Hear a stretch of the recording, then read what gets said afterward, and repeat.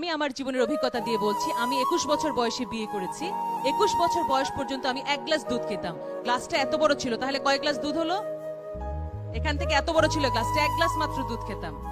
3 glass হয়ে গেল না? 2 গ্লাস বা 3 গ্লাস হলো, এত বড় একটা মগ। কিন্তু আমার যখন বিয়ে হলো, আমি শ্বশুর বাড়ি যাওয়ার পর থেকে আর 1 গ্লাস দুধ খেতে পাইনি। এখন আমাকে বলবে আমাকে কি মেরেছে, কেটেছে?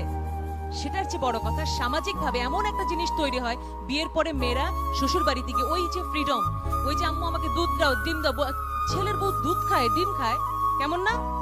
কিন্তু ছেলের বউ কি মানুষ না? তাকে তো দুধ ডিম খেতে হবে। তাহলে বাল্য বিয়ে যে করছে, আমি 21 বছর বয়সে যে দুধটা এনশিওর করতে পারিনি, ছোটবেলায় 13 বছর 14 বছর বিয়ে হলে তুমি কি এনশিওর করবে?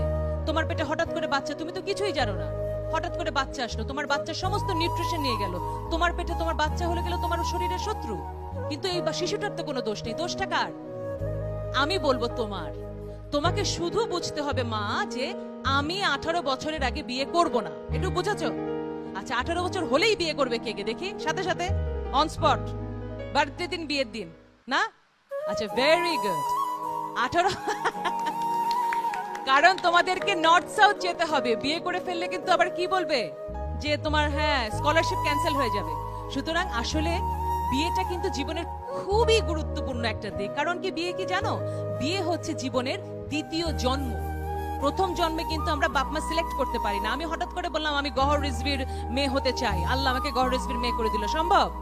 সম্ভব না। তাহলে ওটা আল্লাহ করেছেন, ওটা ভাগ্যে হয়ে গেছে। এখন সম্ভব। তুমি কাকে বিয়ে করবে? তুমি কি একটা ড্রাগ অ্যাডিক্ট, অযোগ্য ছেলেকে বিয়ে করবে?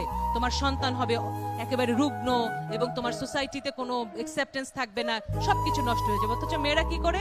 রকে বসে থাকে এক ড্রাগ অ্যাডিক্ট ছেলে দেখে, আহারে, তাই না? অমুকের জন্য আহারে, অনেক মায়া লাগে। মায়া আর দয়া দিয়ে বিয়ে হয় না। বিয়ে কিসে হয়? কেমিস্ট্রিতে হয়।